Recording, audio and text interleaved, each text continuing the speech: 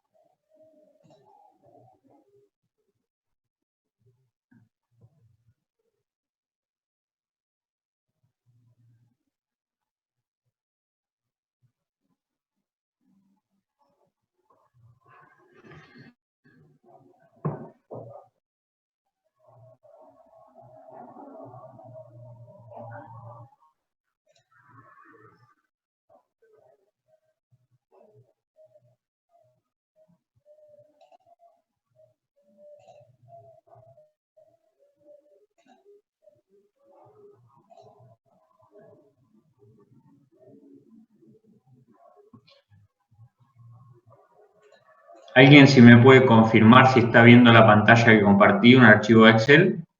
Sí, se ve, profesor. Perfecto, muchas gracias.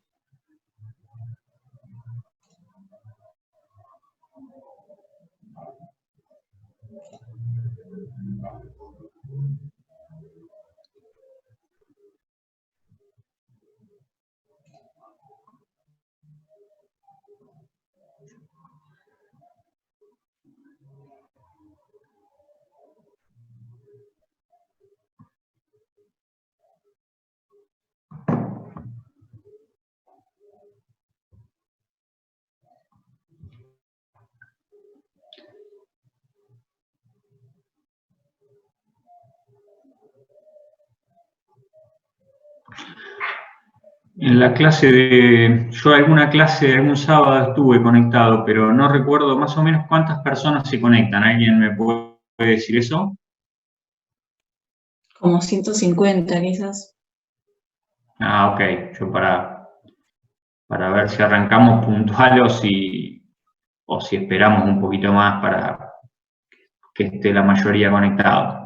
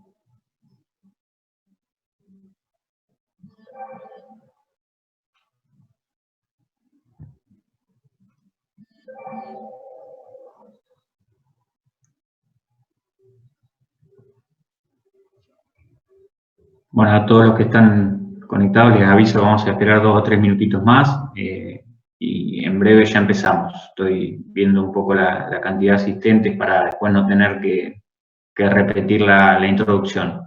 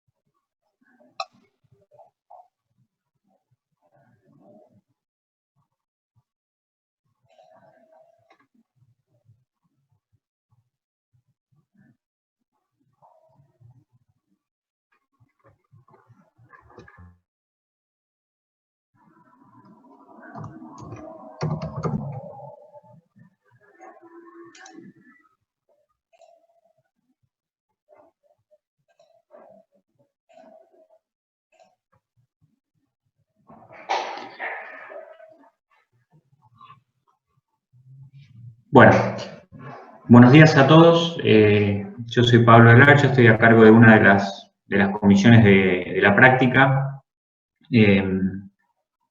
Estoy haciéndome cargo de esta clase de sábado a la mañana. Hoy vamos a abordar el tema de bienes personales, como estaba anunciado en el aula 24.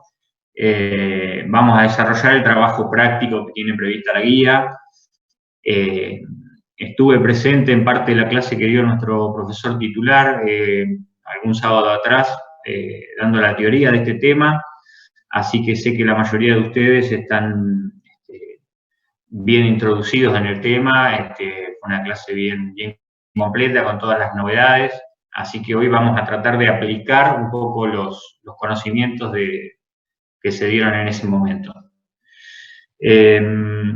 Antes de iniciar la clase y los contenidos, me gustaría hacer referencia a 2 o 3 cositas para que sepan cómo nos vamos a manejar.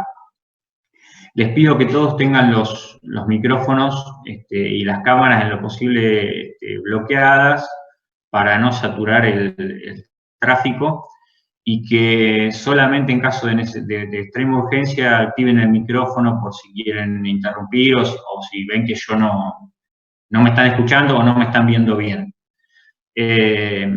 La metodología es que vamos a partir la clase en 2, voy a parar en algún momento, unos 5 o 10 minutos, para que cada uno pueda, que descansemos un poco de cómo viene el práctico, que cada uno pueda ir al baño si lo necesita, y además para aprovechar y particionar la grabación de la clase en dos módulos, porque por recomendación de algunos otros profesores, después el video se hace por ahí muy extenso y muy difícil de compartir o de subir al aula 24. Sobre todo para las personas que no pudieron asistir acá a la clase en vivo. Por tal motivo, vamos a aprovechar para ordenar la clase a que las consultas por ahí las trasladen a través del chat, llegado a esa instancia del intervalo. Vamos a usar el intervalo para que ustedes me trasladen todas las consultas, despejamos esas dudas y al final de la clase también aprovechamos para hacer las consultas ahí. Porque eso nos va a permitir tener la clase un poco más ordenada. Esta es la limitación que tiene un poco la virtualidad. Obvio que todos estamos acostumbrados a las clases presenciales y ahí es todo mucho más dinámico, mucho más interactivo y la participación cambia. Pero bueno, en pos de poder adaptarnos, tanto yo como ustedes, es que les pido que nos limitemos a esta metodología. Otra cosa que les quería pedir es que por favor, tanto en el chat o si hay alguna intervención a través del audio, que nos manejemos con sumo respeto. Es una clase con muchas personas y quiero que ese sea el contexto en el que nos estemos manejando, por favor. Y por último, bueno, hacerles una referencia a estos momentos que corren.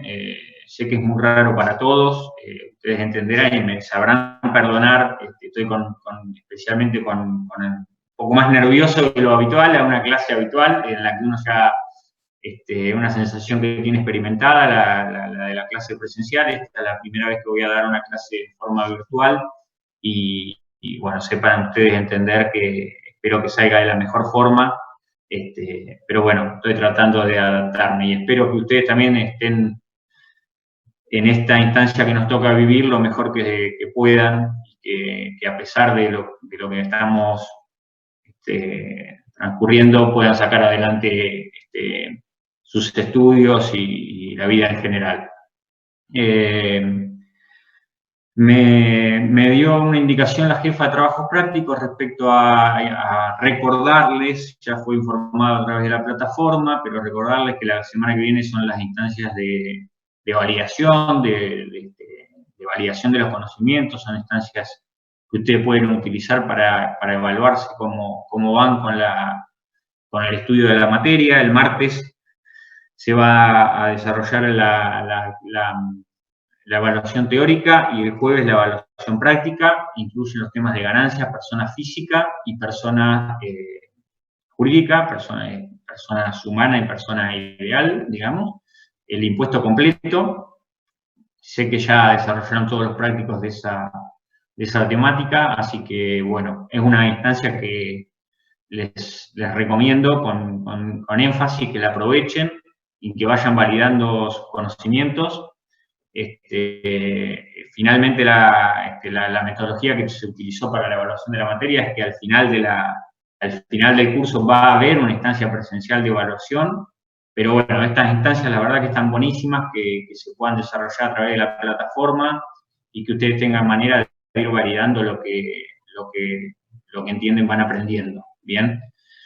Aprovechen a cada uno de los docentes a cargo de las comisiones que, bueno, tienen sus contactos, sus mails para poder ir despejando las dudas. Y bueno, eso eran un poco los recordatorios, los avisos. Por ahí abro un minuto a que me hagan alguna consulta respecto a esta introducción y si no ya nos metemos en el trabajo práctico y a resolver la clase que nos toca hoy.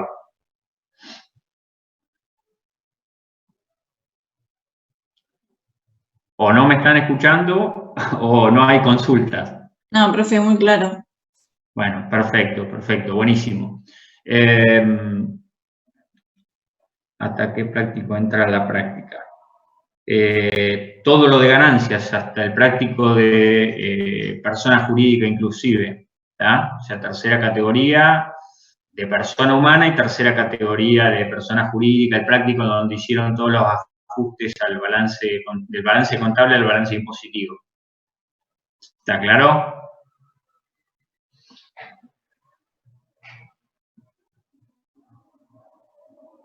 Ah, ok, ahí hay una alumna de Tres Arroyos. Bueno, en este primer momento estuve atento ahí al chat, pero bueno, la idea es que no le preste más atención al chat porque si no se me va a ir el hilo de lo que tengo que decir en la clase y como les dije, vamos a aprovechar el momento de el momento de la pausa para que ustedes puedan volcar todas las consultas.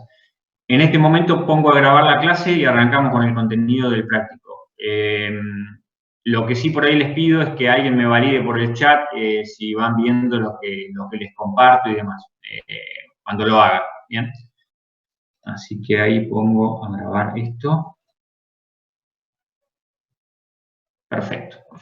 Bueno, con el titular ustedes vieron la teoría del impuesto a los bienes personales, un impuesto que en este momento está, no les digo en el centro de la cuestión tributaria, pero prácticamente porque fue una de las reformas más importantes que se introdujeron en diciembre último, con la 27541, que generó por ahí mayor exposición mediática incluso, y sobre todo en esta cuestión de la repatriación de bienes. Habrán visto desde el inicio con el profesor titular que es un impuesto que grava la manifestación de la capacidad contributiva que grava este impuesto es la patrimonial, ¿no? O sea, cuanto más patrimonio tenga una persona, puede quedar alcanzado por este impuesto y puede ir pagando cada vez más impuestos. Ustedes venían analizando el impuesto a la ganancia, la capacidad contributiva de las rentas que pueda producir una persona y una persona o una sociedad, y con bienes personales estamos midiendo la capacidad contributiva que tienen en función de su patrimonio. Más adelante en la materia van a abordar la capacidad contributiva a través del consumo, con los impuestos al consumo.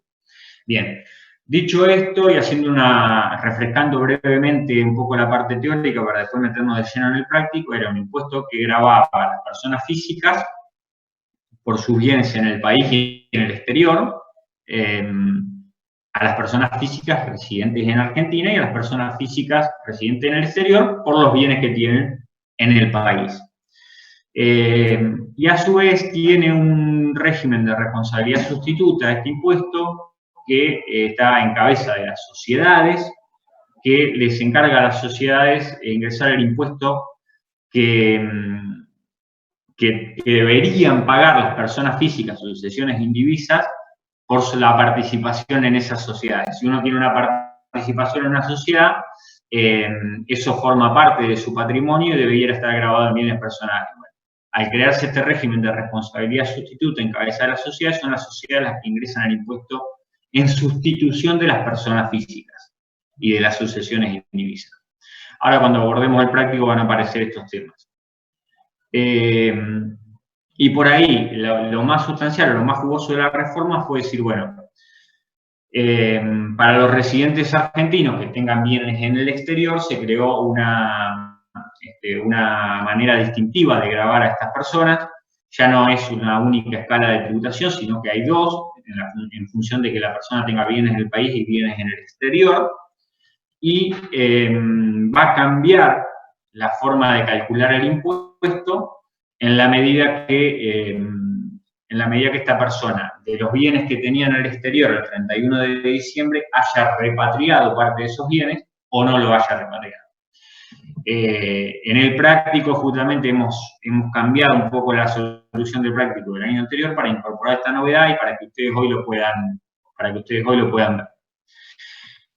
Discúlpenme, pero bueno, no puedo resistirme a la tentación porque es un poco la metodología presencial que tengo. ¿Hasta acá me escuchan bien y se entiende? ¿O voy muy rápido o voy muy acelerado? Que alguien me lo exprese por el chat. Bien, perfecto. Bueno, pensé que me iba a resistir a hacer esto, pero lo tuve que hacer.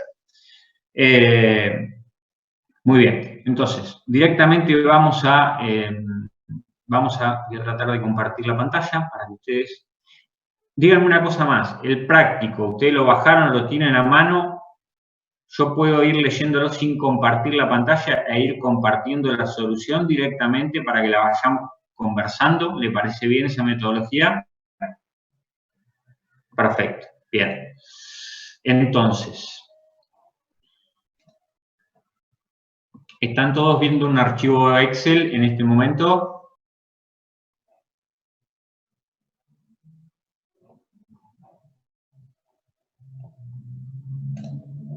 Sí, perfecto. Bueno, buenísimo. Ok, vamos a empezar con la lectura del práctico. Lo que plantea el práctico es determinar el impuesto sobre los bienes personales que le corresponde a Gustavo Fini, correspondiente al periodo fiscal 2019 en su carácter de persona humana residente del país y como así también como responsable de los bienes que administra, responsable de sustituto. También existe, omití comentárselo, un régimen de responsabilidad sustituta que no está en cabeza de las sociedades, sino que está en cabeza de las personas físicas. Hay dos regímenes de responsabilidad sustituta. Las personas físicas van a ser responsables sustitutas en la medida que administren o tengan la guarda o la tenencia de bienes que estén situados en el país cuyos titulares sean personas físicas o sucesiones indivisas radicadas en el exterior, ¿bien? Por los bienes que los sujetos del exterior tienen en el país, tal como lo establece el artículo 17, inciso B de la ley, deben tributar. Ahora, ¿cómo operativamente esos sujetos del exterior tributan por los bienes que tienen en el país? A través de este régimen de responsabilidad sustituta, que le encarga a quien tenga alguna vinculación con esos bienes que ejerza este régimen de responsabilidad sustituta y pague el impuesto que debió pagar el sujeto del exterior. ¿Bien? Entonces, vamos a ver que en este práctico aparece esa situación también y la vamos a tener que contemplar. Bien, comenzamos con el punto del práctico. El punto A dice detalle de bienes propios, o sea que acá vamos a estar haciendo la declaración jurada propia del señor Gustavo Fini y no como sujeto responsable sustituto. Bien. En el punto 1 dice casa habitación adquirida en agosto de 2015 en la suma de 300.000, correspondiendo al edificio el 80% cuya evaluación fiscal ajustada al 31 de diciembre de 2019 fue de 347.000. Bien, acá es donde más se me complica en el sentido de que cuando en la clase presencial nosotros íbamos leyendo el práctico, pedía la intervención de ustedes con los conocimientos previos de la teoría, y la clase era un poco más dinámica. ¿Sí? Pero bueno, vamos a tratar de llevarla adelante igual. En función de lo que ustedes ya conocen de la teoría, saben que hay consagrada para la casa habitación una exención para aquellas casas habitación que estén valuadas por debajo de 18 millones de pesos. Bien. Ahora bien, para poder determinar si la casa habitación queda incluida en esta exención o no, tenemos que primero recurrir a las normas de evaluación del impuesto y ver cómo se evalúan los inmuebles. Bien. La norma de evaluación de los inmuebles, tal como lo vieron en la clase teórica, toma como parámetro el valor histórico de adquisición de ese inmueble y permite una amortización anual del 2% en la medida que tomemos el periodo de amortización completo, ¿bien? Que no sea justamente el año de alta. Si fuera el año de alta del inmueble, tendríamos que proporcionar esa amortización por trimestre. Entonces, dicho esto, lo que tenemos que revisar es los números del práctico. Pero perdón, me anticipé. En la evaluación de los inmuebles quedamos que es el valor de adquisición menos los importes que me permite la ley de deducir por amortizaciones, y ese valor lo tengo que comparar al 31 de diciembre de cada año, que es la fecha en la que me tengo que parar para evaluar todos mis bienes y ver si tengo que pagar el impuesto o no, con la evaluación fiscal que para los impuestos inmobiliarios provinciales tenga ese inmueble. O, agregó la ley en alguna de las últimas reformas, la evaluación fiscal que tenga para los impuestos provinciales o la evaluación fiscal que determine un comité federal que se va a crear a ese efecto, que va a emitir la evaluación de todos los inmuebles del país. El problema que tenemos en este momento, que ese comité federal que mandó a constituir la ley todavía no está constituido y por lo tanto no tenemos ese valor de referencia. Tenemos que tomar la evaluación fiscal para los impuestos provinciales, ¿bien? Aclaró el legislador igual que en la medida que este comité no estuviera conformado, se debería tomar como referencia la evaluación fiscal del año 2017, al 31 de diciembre de 2017, y ser ajustada hasta los periodos en los que se esté liquidando y hasta tanto se conforme este comité, por el índice de precio al consumidor, por el IPC, ¿bien? Entonces, nosotros tenemos que entender que tenemos al 31 de diciembre de 2019 que ajustar ya dos periodos, o sea, tendríamos que ir a buscar la evaluación fiscal que teníamos a diciembre de 2017 y ajustar por el IPC hasta 2019, 2 años. Ahí está aclarado en el enunciado, usted lo tiene en renglón seguido al punto número 1, cuál sería el ajuste a aplicar para el año 2019, ¿bien? Sería 2,2701 sobre la evaluación fiscal del año 2017, ¿bien? Ahora bien, para que se entienda bien esto, yo tengo que comparar mi costo de adquisición menos amortizaciones acumuladas contra la evaluación fiscal para los impuestos provinciales que emita, vamos a situarnos en provincia de Buenos Aires, ARBA para 2019, o la evaluación fiscal que teníamos a 2017 ajustada por este índice de 2,2701. Estoy aplicando este índice solo para el año 2019, ¿bien? Que quede claro que para el año que viene vamos a tener que actualizarlo. De todos esos valores me tengo que quedar con el mayor, ¿bien? Y como el punto me está mandando a evaluar la casa habitación, tengo que decir, bueno, este valor, que es el mayor de todos, es mayor a 18 millones, lo considero grabado. Es menor a 18 millones, me queda como bien exento y no computable a los fines de la determinación del impuesto a los bienes personales. ¿Bien?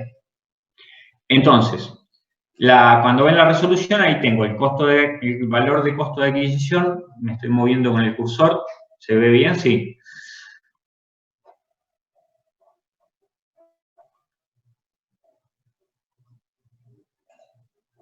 Bien, perfecto, buenísimo. Tengo el valor de costo de adquisición, 300.000, la amortización acumulada la calculo solamente sobre el valor correspondiente a la edificación, ¿bien? Ahí en el mismo punto me aclara que corresponde al edificio el 80% y cuya evaluación fiscal ajustada al 31/12/2019 fue de 347.000. Para la amortización, ahí lo ven en el cálculo, en la columna A, tomo los 300.000, lo multiplico por 0,8, que es la parte correspondiente al edificio. Después tomo el índice de amortización anual, es del 0,02, porque contemplamos que los inmuebles pueden ser amortizados hasta en 50 años, ¿bien? O sea que a un 2% anual. Lo divido por 4 trimestres y lo multiplico por la cantidad de trimestres que tengo derecho a amortizar hasta el momento en que estoy liquidando, que es el 31 de diciembre de 2019. ¿Cómo calculo esos 18 trimestres? Desde la fecha de adquisición, que fue agosto de 2015. Tomo el trimestre de alta de 2015, que es el tercer trimestre, y por el 2015 considero 2 trimestres, ¿bien?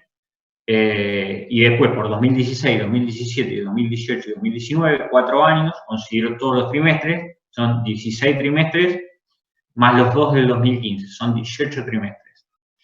Y el valor de la amortización me da este valor de 21.600. Llego al valor residual, que es el primer valor que la ley me indica como tengo que evaluar mis inmuebles, que es de 278.000. Ese es el valor que yo debiera declarar si no tuviera la limitación legal de que tengo que compararlo con la evaluación fiscal. ¿Bien? La evaluación fiscal que me da el práctico es de 347.000. Estoy considerando en esta evaluación fiscal que es la que corresponde computar. Bien, tendría yo que verificar para saber si esto es real, que o sea la publicada en 2019, o sea la publicada en 2017 por el ajuste, me dé menos que este valor, ¿bien? O sea, esta es la evaluación fiscal, la mayor evaluación fiscal que corresponde computar. Debiera quedarme con este valor, porque es mayor que el valor residual, pero como es menor a 18 millones, tratándose de una casa habitación, lo considero como exento. Fíjense que en la columna, esto en realidad es del país, permítanme que lo corrija, ha puesto por una cuestión de comodidad, pero en la columna, quiero que no... Yo acá no estoy indicando un valor, me va a quedar un valor en cero, quiere decir que cuando yo haga la sumatoria de los bienes computables para determinar mi base imponible, este valor no va a sumar, ¿bien? Ok. Vamos a avanzar con el punto número 2. Departamento adquirido en enero de 2014 en la suma de 200.000, correspondiendo al edificio del 80% y cuya evaluación fiscal el 31/12/2017 es de 280.000. Se dio a sus hijos la nueva propiedad por contrato gratuito con reserva de usufructo. ¿Bien? Bien, en este punto estamos hablando de un inmueble, nuevamente ya tenemos clara la manera en la que tenemos que realizar la evaluación, ¿bien? Ya lo vimos en el punto anterior. Ahora no se trata claramente de la casa habitación del contribuyente, porque la casa habitación es la que anunciamos en el punto 1, o sea que este es un inmueble que no tiene ese destino, por lo tanto no tenemos consagrada la exención del artículo 24 que acabamos de ver, y el valor de costo nos lo brinda el punto número 2, de 200.000 pesos, tal como figura acá. Hacemos el cálculo de la amortización, nuevamente, considerando solamente la parte atribuible al edificio y los trimestres que pasaron desde la fecha de adquisición. En este caso, el año 2014 lo computamos completo, porque la adquisición se produce en el primer trimestre del año 2014. Por lo tanto, tenemos que computar 24 trimestres, del 14 al 19, son 6 años completos, por 4, 24. Ese es el monto de la amortización y este es el valor residual. Tenemos el valor fiscal, que es mayor. En este caso, acá de nuevo, hago la aclaración y perdón que sea repetitivo con estos chicos, tenemos que verificar, acá por una cuestión de simplicidad práctico les expone el valor fiscal a computar ya, pero tenemos que verificar que este es el mayor valor fiscal entre la evaluación que se haya publicado en el 19 y la evaluación del 17 ajustada por el IPC. Esto hasta tanto el Comité Federal de Evaluación de Inmuebles publique las evaluaciones para cada uno de los inmuebles y las zonas geográficas del país. Y nos vamos a quedar con la evaluación fiscal porque es mayor al valor residual. La situación que enuncia el práctico ahí, que se dio a sus hijos la nueva propiedad, o sea que él no es el titular registral en este momento de ese bien, por contrato gratuito con reserva de usufructo. Esto está previsto en la ley, esta situación, y en la medida que el contrato no sea oneroso y que se reserve el usufructo, el que sigue obligado a la declaración a incluirse bien en la declaración jurada de bienes personales es el usufructuario, ¿bien? O sea que a pesar que esta persona ya no es la titular registral de este inmueble, si conserva el usufructo y lo cedió a título gratuito, sigue siendo la obligada a incluir ese bien en su declaración jurada, ¿bien? Creo que esto lo repasó el profesor Humberto Díez, lo repasó en su clase teórica y lo vi en el material que les dejó sobre el impuesto y que está colgado en la página en la U24. Así que lo pueden repasar de ahí tranquilamente. Vamos a avanzar con el punto tercero. El punto tercero.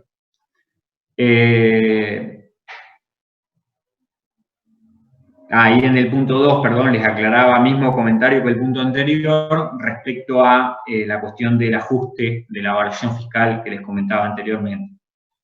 El punto 3 habla de casa quinta adquirida en febrero de 2016 en la suma de 2 millones, correspondiendo el 40% al edificio.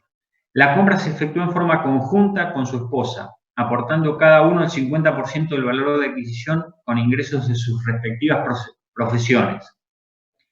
La compra se efectuó el 50% del contado y el saldo restante obtuvieron un préstamo hipotecario cuyo saldo de deuda el 31 de diciembre de 2019 era de 1.800.000, perdón.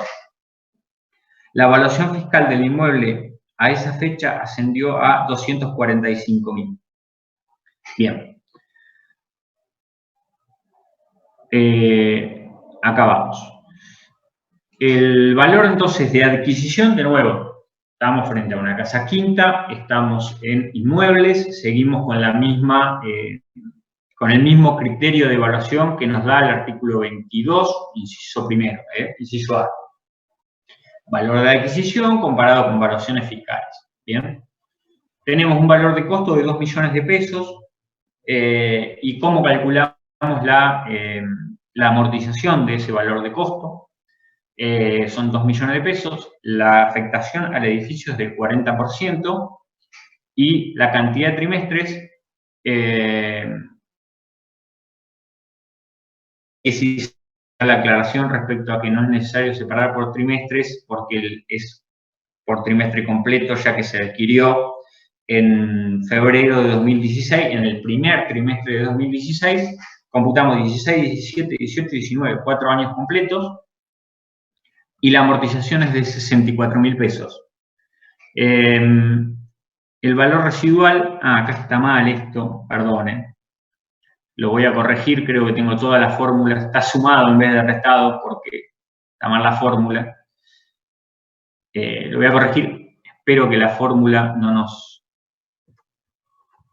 Abajo creo que está todo vinculado, así que no debiéramos tener problema.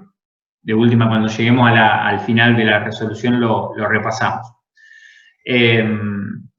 Claramente no podía ser mayor el valor residual que el valor histórico, valor de adquisición, ¿no? Entonces, el valor residual es de 1.936, que había quedado mal la fórmula, y para el valor fiscal, acá en este caso, les introduje en la resolución la manera de la que venimos conversando para que les quede más claro, es, ya que acá en el práctico dice la evaluación fiscal del inmueble a esa fecha ascendió a 245.000, acá interpreté que era la fecha en la que había sido adquirido el inmueble, bien, para poder aplicar esta cuestión del índice y que les quedara claro. Suponiendo que el inmueble, la evaluación fiscal a 2017 fuera de 245.000, lo ajusté por el índice que comenté, y lo llevé a la evaluación fiscal que debiéramos computar a diciembre de 2019, ¿bien? Como el inmueble fue comprado en conjunto con su esposa y la distribución puede ser atribuido a cada uno en los porcentajes de compra, ya que han comprado el inmueble con ingresos propios de sus respectivas profesiones, debemos computar para el señor Gustavo Fini solo la parte atribuible a él, ¿bien? Entonces, tanto para computar el valor residual como para computar la evaluación fiscal tenemos que considerar el 50%. Pero primero tenemos que saber con cuál de los dos nos vamos a quedar. En este caso nos vamos a quedar con el valor residual, que es mayor al valor fiscal, y este es lo que vamos a volcar como computable en bienes del país para el señor Gustavo Fini por la casa quinta, 968.000 pesos, que es la mitad del valor residual. ¿Bien? Perfecto. Entonces, hasta el momento tenemos la casa de habitación como exenta, el departamento evaluado de acuerdo a evaluación fiscal y la casa quinta evaluada de acuerdo a valor de costo. Se dan cuenta que para cada uno de los bienes tengo que ir haciendo un análisis particular que corresponde y quedarme con el tratamiento específico de ese bien. En uno lo traté como exento, en el otro me computé la evaluación fiscal y en este último me computo el valor de adquisición amortizado. Bien. Seguimos adelante. Bien.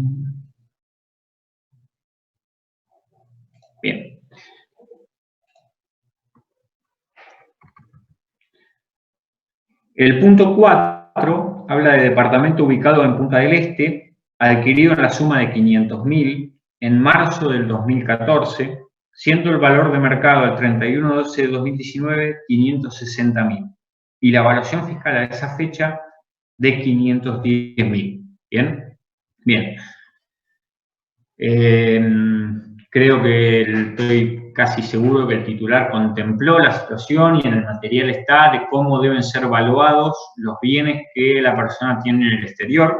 Claramente, primer punto, me adelanté, este inmueble corresponde grabarlo o no corresponde grabarlo, por lo que establece el artículo 17, inciso A, los residentes en el país tributan por los bienes que tengan el 31 de diciembre en el país y en el exterior. Por lo tanto, este bien lo tengo que incluir en la declaración jurada. No es menor la clasificación de los bienes, si es del país o es del exterior. ¿Por qué no es menor? Me detengo un segundo en este tema, porque por esta cuestión de la reforma de repatriación de bienes, y no solo por eso, los bienes del país tienen contempladas exenciones o tratamientos de no computabilidad, los bienes del exterior no. Bien, entonces es importante que yo cuando esté analizando un bien que voy a incluir en la declaración jurada sepa muy bien si el bien lo tengo que tratar como bien radicado en el país o bien radicado en el exterior. Para distinguir si un bien está radicado en el país o en el exterior no es algo antojadizo, sino que también está en la ley. Ustedes eso lo pueden repasar a partir del artículo 18 y siguientes. Y en el caso de los inmuebles, bueno, la regla es bastante obvia, si el inmueble está radicado en el país o en el exterior, ahí sí que no hay mayor duda en cuanto a que no tienen movilidad, ¿no? Las reglas de evaluación no se respetan las mismas, si bien hay algunas similitudes en ciertos bienes, pero en algunos no. Y para los bienes del exterior, para los inmuebles puntualmente del exterior, se toma el valor en plaza, o sea que nos corremos del criterio que teníamos para los bienes del país. No tenemos que considerar ni el valor histórico, ni el valor de la evaluación fiscal a cada año, sino que tenemos que considerar el valor en plaza. Este valor en plaza, si repasan la ley, van a tener que ver que el contribuyente obtenga certificaciones por profesionales autorizados a emitir evaluaciones, porque no puede, que se entienda bien, no puede declarar lo que a él le parezca. Y lo que nos da el práctico acá, el valor es de 560.000. Así que lo mandamos a la columna D porque es del exterior, ¿bien? Ya vamos a ver que esto, además de lo que ya les adelanté, tiene otras implicancias más respecto a la determinación del impuesto al final del práctico. Bien, entonces, fíjense que en los primeros 4 puntos que correspondían a inmuebles, hemos dado un barrido un poco completo, no sé si del todo completo, pero casi, de todas las situaciones que se nos pueden presentar con respecto a inmuebles. Sé que algunos de ustedes, aunque no se ven, deben estar tomando mate, así que me creo con el derecho de tomar un mate también. Me sepan disculpar. Bien. Vamos a continuar con el punto número 5. El punto número 5 dice que es titular de inmueble rural que lo tiene arrendado desde el año 2012 en el valor de 50 kilogramos de carne por año por hectárea, pagaderos anualmente. El campo fue adquirido en el 2011 en 175.000. La compra se efectuó con el producido de su profesión. La evaluación fiscal el 31/12 de 2019 ascendió a 157.200.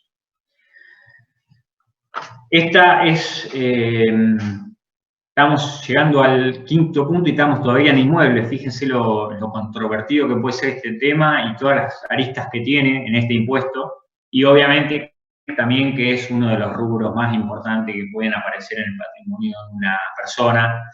Y por eso el práctico hace tanto hincapié quizá en este punto. Este fue uno de los temas más controvertidos que tuvo la ley en los últimos años.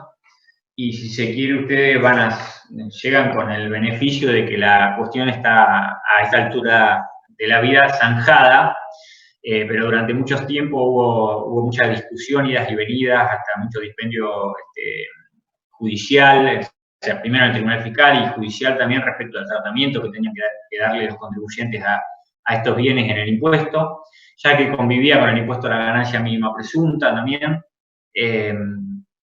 Y bueno, hoy en día y a partir justamente del periodo fiscal 2019, los inmuebles rurales quedan exentos por el artículo 21 inciso F, tal como está ahí. Estaba repasando que la cita estuviera bien.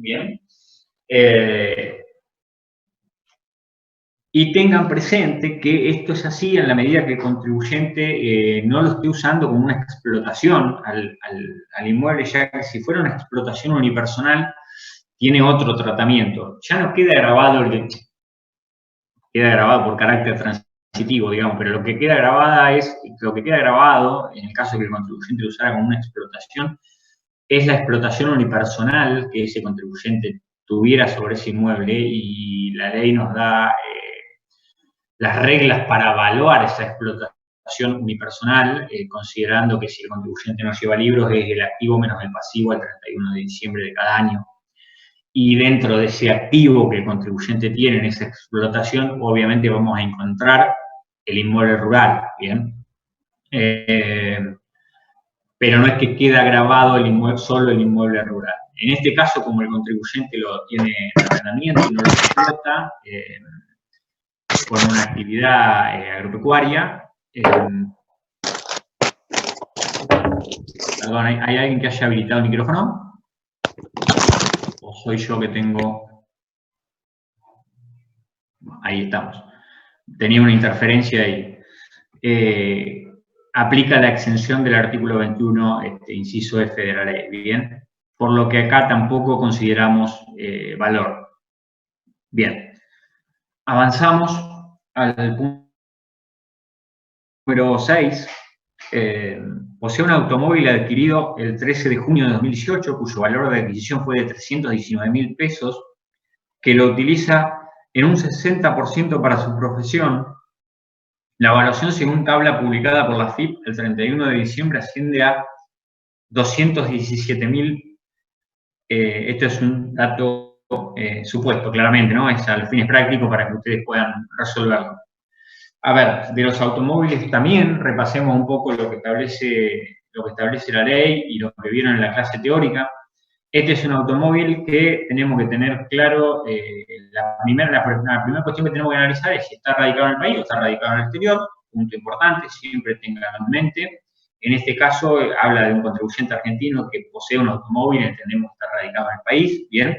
Lo que define es si está radicado en el país o no es la matrícula del bien. Vamos a suponer que está patentado acá en Argentina. Y la evaluación que tenemos que considerar, la evaluación es similar a la de los inmuebles. ¿En qué sentido? Que tenemos que hacer la comparación de dos valores y tenemos que partir del costo de adquisición original, amortizándolo por 5 años, ¿bien? O sea, a un índice de amortización de 20% anual, y ese valor compararlo con un valor que se publica anualmente. Acá quedó la redacción del práctico con lo del año pasado. Acá hubo una reforma, si lo revisan en la ley, que establece que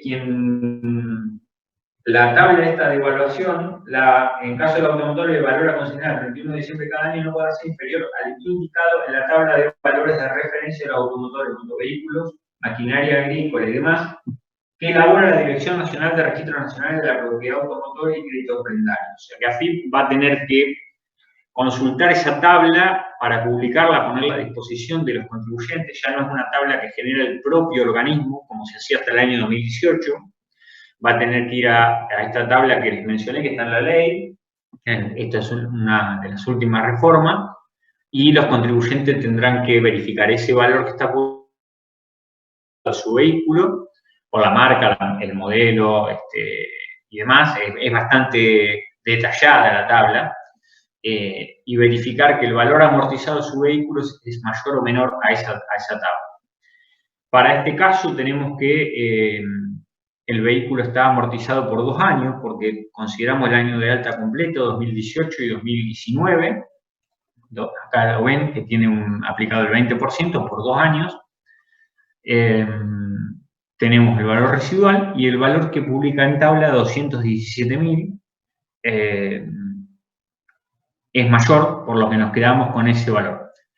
Generalmente, acá en nota de color, los datos que están publicados en tabla son, generalmente nos van a dar, salvo que sea un auto adquirido en el propio año de liquidación, muy probablemente nos den mayor al valor residual amortizado, ¿bien?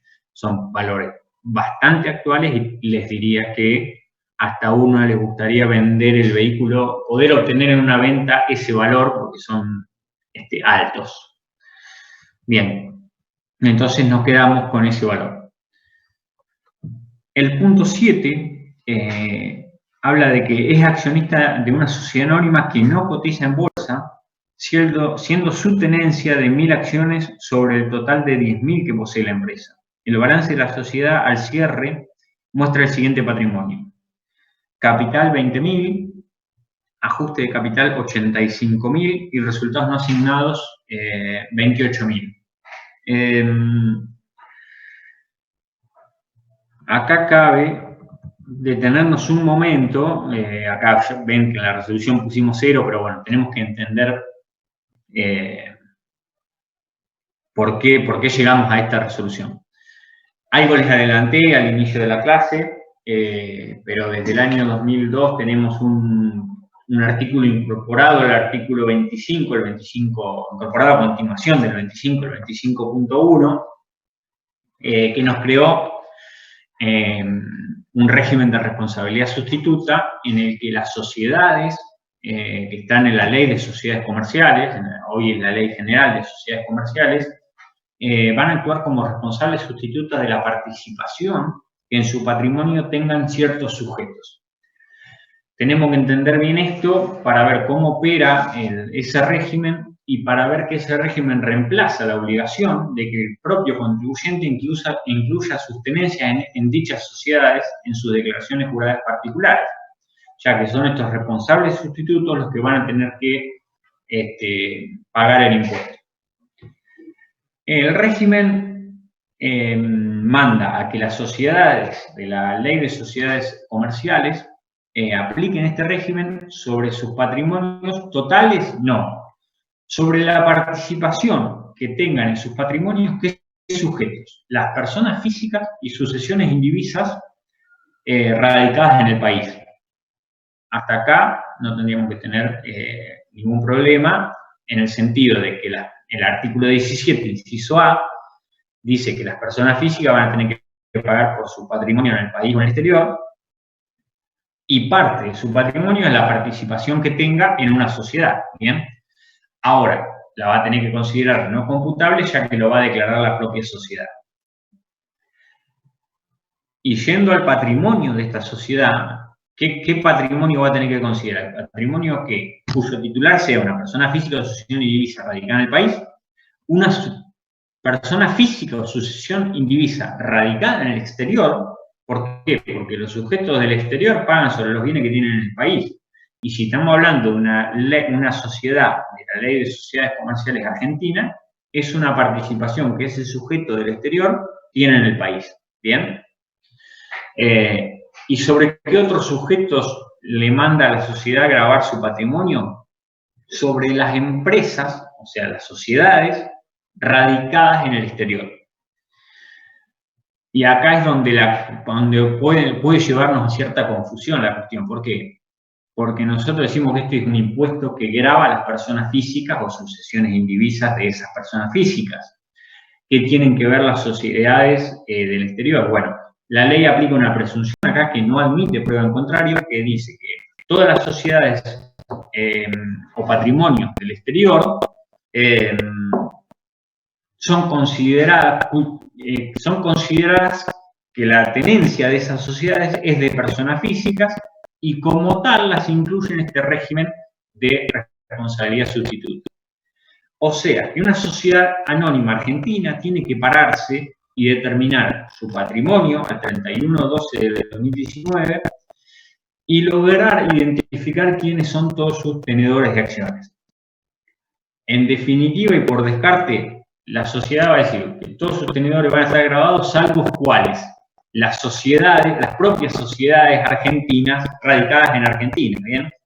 Si esa sociedad anónima tiene 4 socios, una persona física argentina, una persona física estadounidense, una sociedad estadounidense y una sociedad argentina, la única que no va a quedar grabada en la determinación de ese patrimonio es la sociedad anónima argentina, que tiene participación en esa sociedad. Todos los demás, sobre todo las demás participaciones, la SA argentina va a tener que determinar el impuesto como responsable sustituto. Y tiene derecho al reintegro por parte de sus tenedores. ¿Bien? Dicho todo esto, que me parece que lo dije muy rápido, y quizás sea materia de consulta para el intervalo, si no quedó algo claro, nosotros estamos parados en la declaración jurada de Gustavo Fini. Parados en la declaración jurada de Gustavo Fini, él tiene una tenencia accionaria de 1000 acciones de una sociedad anónima argentina. Esto aplica en el régimen de responsabilidad sustituta. Quien va a tener que ingresar ese impuesto va a ser la sociedad anónima. Por lo tanto, Gustavo Fini le va a dar el tratamiento de no computable para su declaración jurada. ¿Bien? Por eso es que acá aparece sin valor. ¿Bien? Y es un impuesto, como lo dice acá, impuesto a liquidar por la sociedad, el artículo 25, el artículo incorporado a continuación del 25 como 25.1 en la ley. ¿Bien?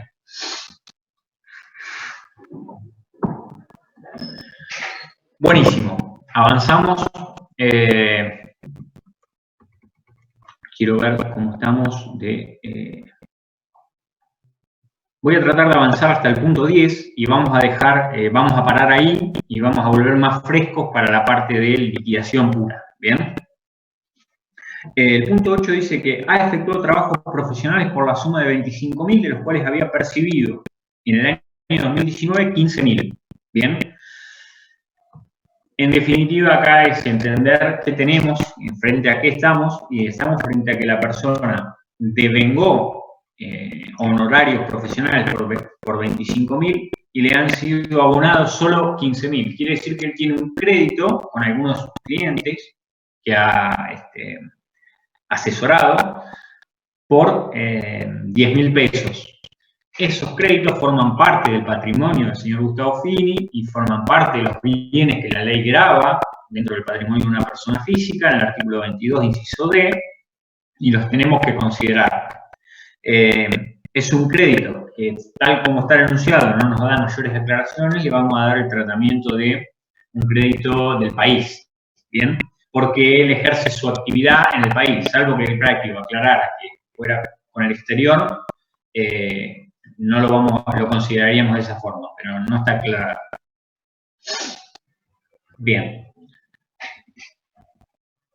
Ahora que veo crédito hipotecario, perdón, omití cuando pasamos por el punto número 3 de la casa quinta, hacer mención a que el crédito que ellos habían obtenido para comprar la casa quinta y que al cierre de este periodo, a diciembre, todavía tenían un saldo de deuda, no es computable como deducción en el impuesto, ya que solo la ley admite ese tipo de deducción en el caso de que el crédito sea para la compra, construcción o refacción de casa-habitación. Bien, eso lo pasé de largo cuando vimos el caso de la casa quinta, pero ahora la palabra crédito hipotecario me hizo recordar y quería aclarárselos. Bien. En bienes personales, que es un impuesto que nosotros decimos grava la capacidad contributiva patrimonial, cuando empecé la clase les aclaré eso, en realidad es un poco polémico, por lo menos esa frase, porque lo que grava es un conjunto de bienes de la persona, y ustedes saben muy bien, ya están en quinto año de la carrera, que el patrimonio es el conjunto de bienes de una persona menos las obligaciones que esa persona tiene, sea activo menos pasivo en términos contables. Y la verdad que la ley mayormente no admite deducción de pasivos. Y digo mayormente porque la única deducción de pasivos que admite es esta que les acabo de mencionar, pero solo puntualmente para un tipo de bien, no para el universo del patrimonio. Y admite también la deuda de algo que les comenté cuando pasamos por el inmueble rural, que es, si yo tengo una explotación unipersonal, voy a la declaración jurada de bienes personales con el patrimonio de esa explotación unipersonal. Ir con el patrimonio significa ir con todos los activos menos todos los pasivos que esa explotación unipersonal tiene, ¿bien? O sea que esos son los dos pasivos que en principio la ley solamente admite. Para todo lo demás es gravar un conjunto de bienes. Bien. Recapitulo y vuelvo al punto en el que estábamos. Quizá esto me ahorre alguna consulta en el intervalo. El punto 8 lo habíamos visto de créditos. El punto 9 dice que en noviembre de 2019 efectuó un préstamo de 200.000. Se pactó la devolución de dicho importe en dos cuotas iguales con vencimiento el 34 del 20 y el 36 del 20. Junto con la cuota se percibirá un interés del 1% del valor de la misma. Dicho préstamo fue garantizado con un derecho real de hipoteca sobre un inmueble ubicado en Uruguay. Bien.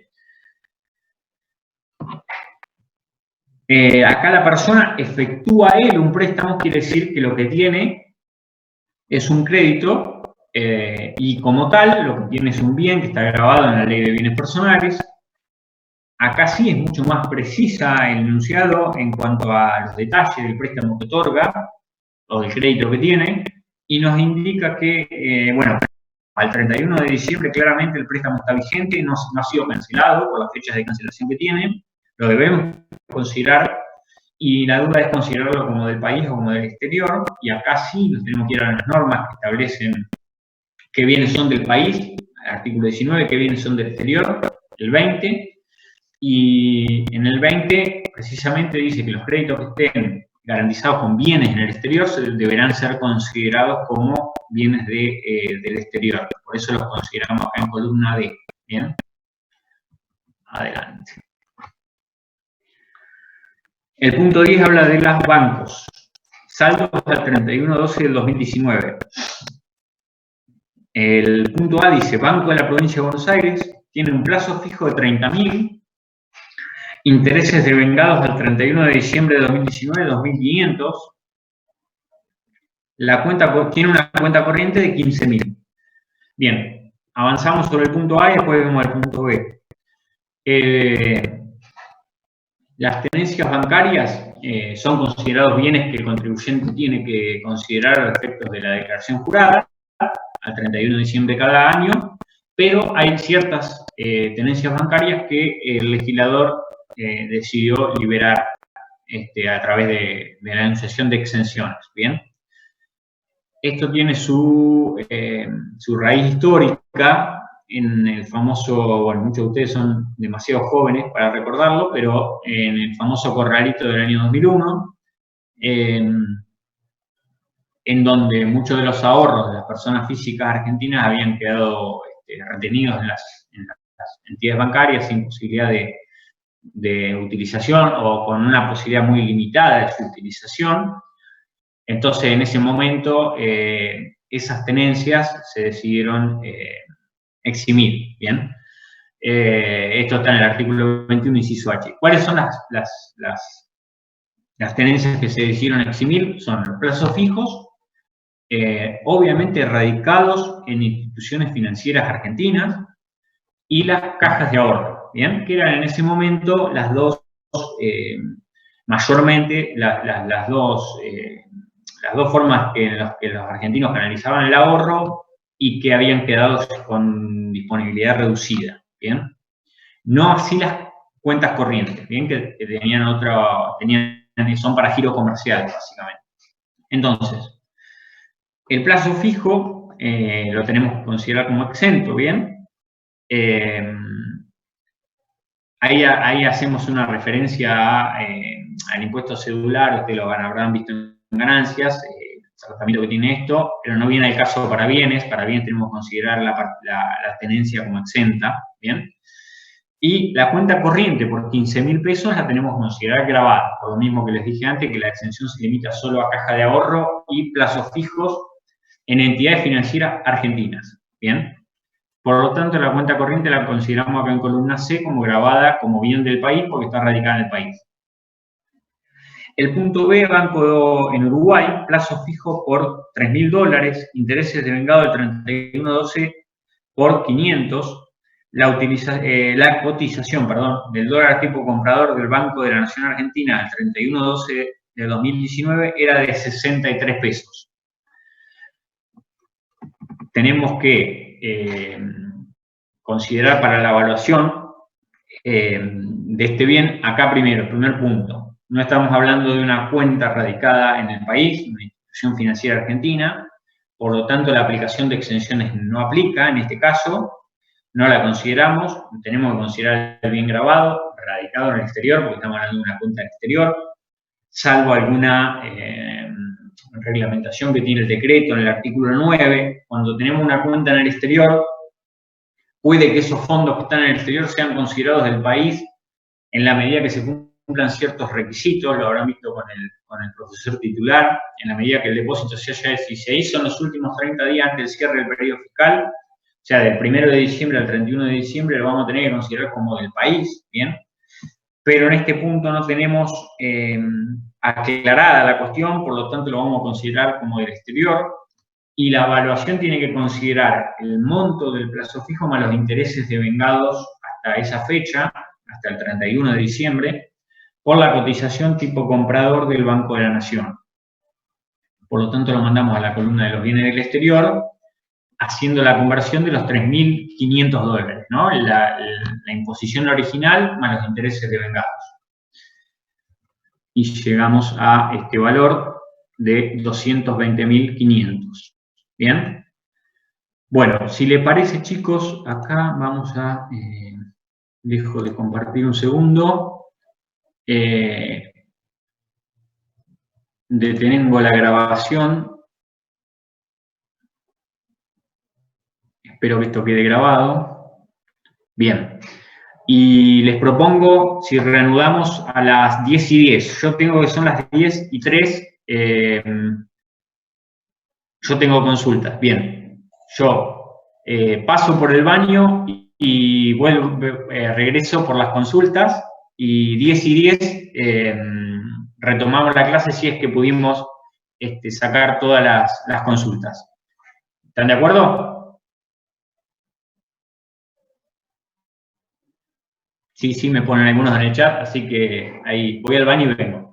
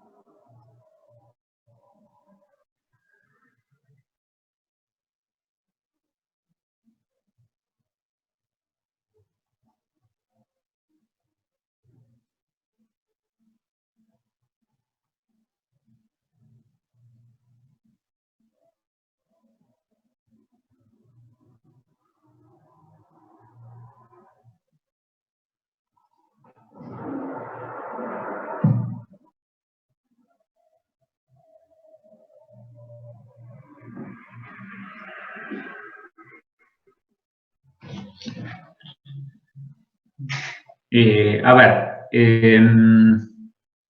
alguien dijo que tenía consultas. Yo lo que le propongo para las consultas es que nos seamos ordenados, que abramos el micrófono y las hagamos en forma verbal, no por el chat, así lo simplificamos el tema. No sé quién era que tenía consultas. Buenas, ¿se escucha? Sí, decime, Lucas. En primer lugar, de la casa habitación. Si, en el caso que supere, que tenga evaluado en 20 millones, ¿va grabado por los 20 millones o por el excedente solamente? Va grabado por el total, sí. Por el total. Después, si en ese mismo caso tengo un crédito hipotecario de 3 millones, ¿eso lo deduzco del total o la deducción me la toma para quedar exenta? No, a ver, si tenés la casa evaluada en 20 y debes 3, la evaluación final de ese inmueble a vos te va a quedar en 17 y por lo tanto le vas a dar el tratamiento de exento. ¿Bien? Queda exento, bien. Y yo, en el mismo caso, tengo la casa, es un bien ganancial de 2 personas, tengo valor 10 millones cada uno, me queda. La exención de 18 también se divide en 2 o queda exenta para las 2 personas.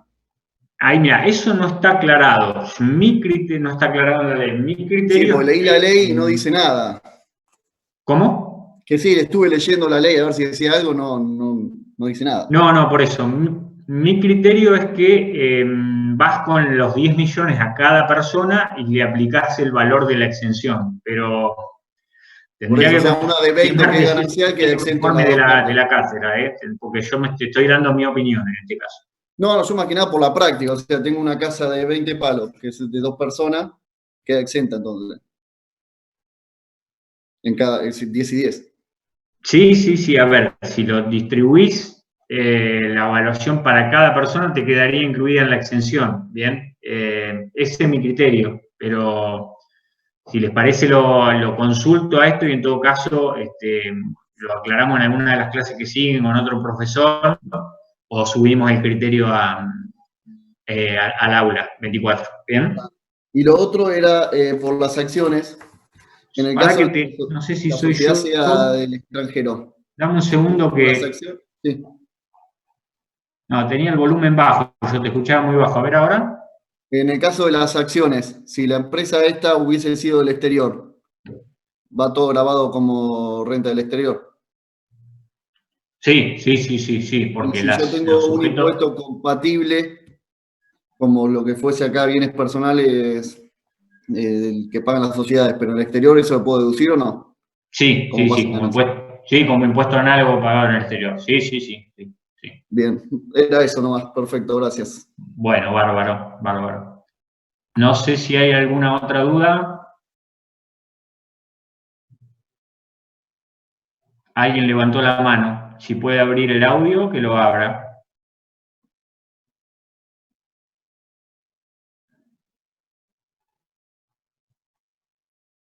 Si no puede abrir el audio, que aunque sea me escriba por el chat y vemos si lo podemos.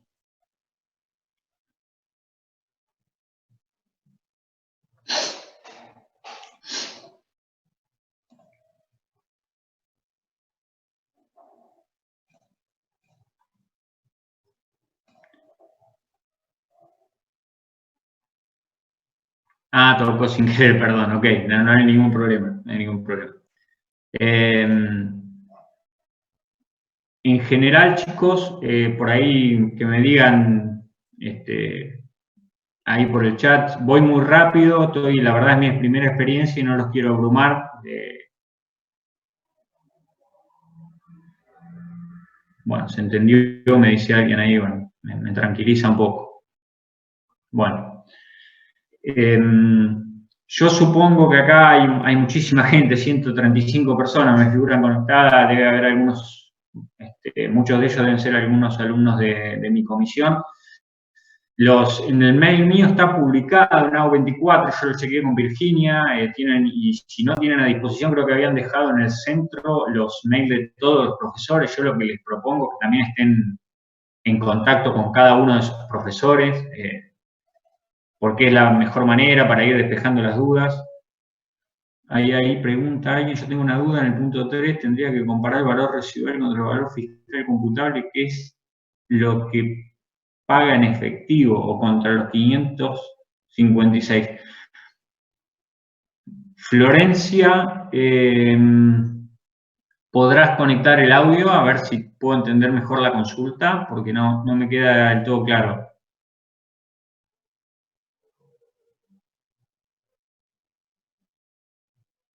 Florencia Maglioni, no sé si puede conectar el audio.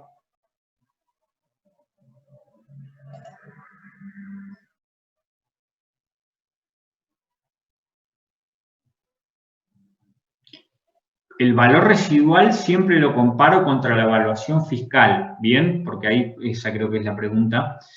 la evaluación fiscal, para considerar la evaluación fiscal, tengo que tener en cuenta lo que les dije hoy, que es la evaluación fiscal que esté publicada en 2019 por el organismo provincial correspondiente, o la que estaba publicada en 2017 por el ajuste del IPC, que a 2019 tengo que aplicar este índice de 2,2701, la que sea mayor, ¿bien? Siempre me tengo que quedar con el mayor. Eso para determinar la evaluación fiscal. Y la evaluación fiscal la comparo contra el valor residual y obviamente de las dos, de nuevo, el legislador quiere que me quede con la mayor, ¿bien? No sé si soy claro con eso, Florencia. Y todo esto hasta tanto este Comité Federal encargado de realizar relevamiento y evaluaciones de inmuebles en todo el país y en cada área geográfica del país, se empiece a expedir respecto a cómo vamos a tener que evaluar los inmuebles, ¿bien? Una vez que tengamos eso conformado y haya una publicación de este ente y de este organismo, va a quedar todo más claro. Vamos a tener que computar como referencia fiscal ese valor, siempre comparándolo, en la medida que la ley no cambie, con el valor de adquisición menos las amortizaciones acumuladas, ¿bien? Ok.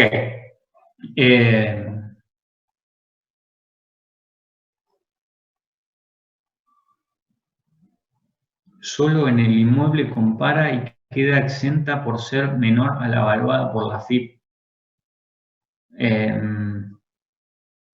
Exento en los inmuebles quedo solamente en casa-habitación, recuerden eso, ¿bien? Y los inmuebles rurales, que vimos el caso en la medida que no estén explotados.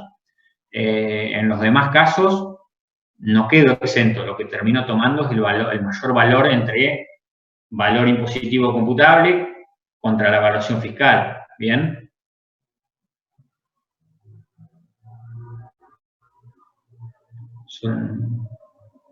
Profe, en el punto 9, los intereses pactados se consideran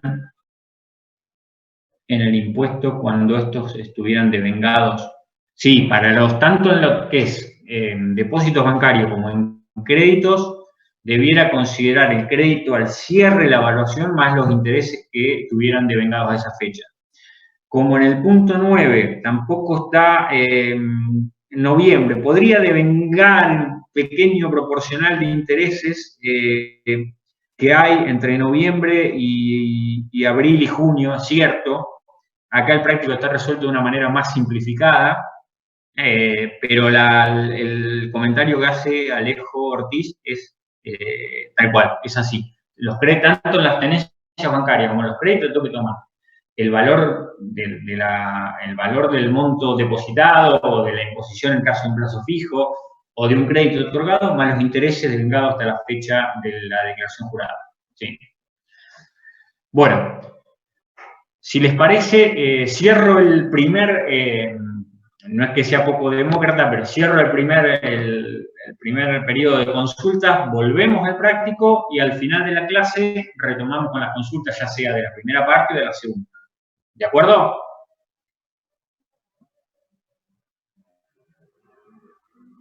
Bien.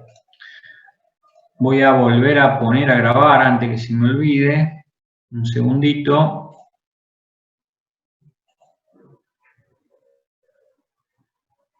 Bien, ya está grabando de nuevo y les voy a compartir la pantalla.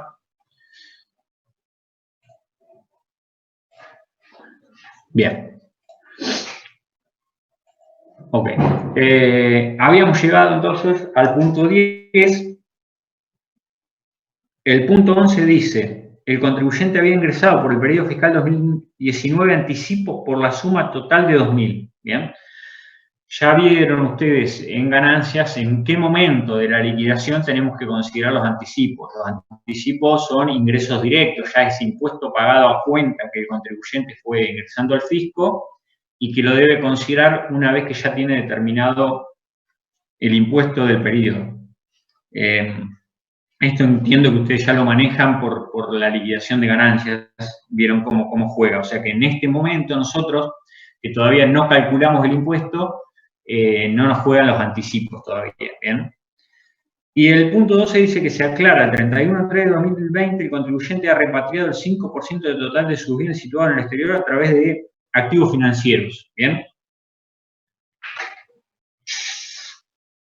Bien, esta aclaración es para esta primera parte del práctico, el caso A, resolverlo bajo el supuesto de que el contribuyente efectuó repatriación de bienes. Bien, no vamos acá es como un dato que nos da el práctico diciendo, mira, de todos los bienes que tenía en el exterior, el 5% ya lo trajo, y no tenemos que ponernos a jugar con los números que tiene este práctico, sino que saber que es un dato que repatrió los bienes, el 5% de los bienes del exterior. Bien, bajo ese supuesto, considerando que existe repatriación, vamos a hacer la liquidación del punto A. Y si ven, ya me adelanto, les spoileo el punto B, dice, sin repatriación de fondos, realice la liquidación del impuesto bajo el supuesto que el contribuyente no ha realizado la repatriación de fondos. Vamos a ver las dos situaciones, para que les quede claro este tema, que es de aplicación exclusiva para el periodo 2019. Antes del 2019 no teníamos esta situación, y va a ser de acá en adelante, en la medida que la ley no sufra modificaciones o reformas. ¿Bien? Ok. Después de haber considerado todos los bienes, nosotros tenemos que tener una sumatoria de los bienes del país y una sumatoria de los bienes del exterior, que son los cuadros, esta línea 53 que tengo en la columna C y en la columna D. ¿Bien? Hay un punto que se los refresco ahora, que entra en la cuestión en este momento. En realidad debió haber entrado un cachito antes, pero lo consideramos, generalmente los contribuyentes lo consideran en este momento, que son los bienes del hogar y de uso personal del contribuyente. Si el contribuyente fuera una persona que puede determinar todos los bienes que tiene en el hogar y de uso personal y puede llegar a una evaluación correcta de esos bienes, debiéramos incluirlo como una línea más en la declaración jurada de bienes personales, quizá inventariando esos bienes y diciendo, no sé, televisores, heladeras, bicicletas, y otros, salvo que sean bienes, obras de arte que tienen un tratamiento aparte. Este es como un rubro residuo de todos los bienes que no fueron considerados en otras líneas. Y debiéramos exponer la evaluación que tenemos para cada uno de esos bienes. Y cerrar la declaración jurada de esa forma. Ahora, el legislador nos aclara en el artículo 22, inciso G de la ley, que esos bienes no pueden ser menores, en la evaluación de esos bienes que el contribuyente haga de esos bienes no pueden ser menores al 5% del total de bienes grabados en el país y los inmuebles del exterior. ¿Bien? Entonces, lo que en la práctica sucede, y por eso también el práctico está un poco resuelto de esa forma, es que los contribuyentes generalmente directamente aplican esta presunción, que es el monto mínimo que tienen que declarar, y declaran ese valor. Es muy raro que un contribuyente declare más que este valor, pero la realidad es que lo que manda la ley a hacer es que uno haga un inventario de sus bienes personales, bienes de uso personal y del hogar, y que diga cuánto valen. Y si valen más de ese 5%, debiera declarar eso. ¿Bien? Ok.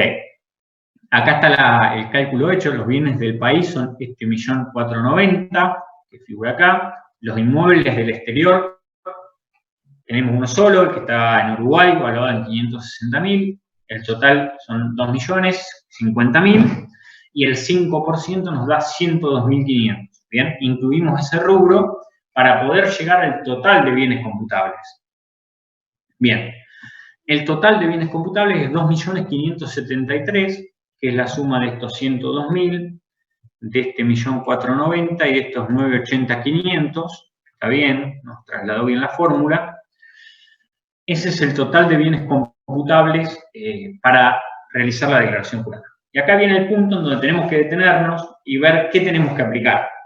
El actual artículo 25 de la ley, que fijó una nueva escala para el año 2019, cambió la escala que veníamos aplicando hasta el año 2018, la tienen ustedes si tienen la ley a mano, si tienen la separata, consiguieron la separata de ganancias de este año, ya tienen actualizada la de bienes también. Y hay una primera franja que va de 0 a 3 millones, que dice que voy a pagar 0 pesos más el 0,50 del valor entre 0 y 3 millones. 0,50%, ¿no? nosotros nos paramos con estos 2.573.000 dentro de esa escala para declarar. Ahora, lo importante es ver si aplicamos esta escala o aplicamos la escala en la que el contribuyente no repatrió sus bienes y nos tenemos que ir a una escala que nos publicó el decreto número 99, que lo tienen un par de páginas más adelante, ahí en la separata ustedes, en el artículo 9, ¿bien? Entonces, definir si el contribuyente tiene bienes en el exterior, como es este caso, si repatrió o no repatrió los bienes, nos define cómo vamos a liquidar el impuesto. En este primer caso, punto A, repatrió los bienes, quiere decir que no me tengo que ir al decreto 99, al artículo 9 y aplicar la escala para los que no repatriaron, sino que me voy a manejar con la escala del artículo 25, ¿bien? La escala de tributación de siempre, por decirlo así de alguna manera.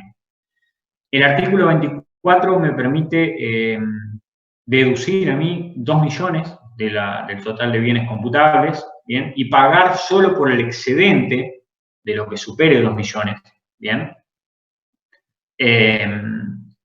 Entonces, el total de bienes grabados es de 573.000, de nuevo, bajo el supuesto de que el contribuyente repatrió sus bienes. Aplico la escala, porque quedo en la que va de 0 a 3 millones,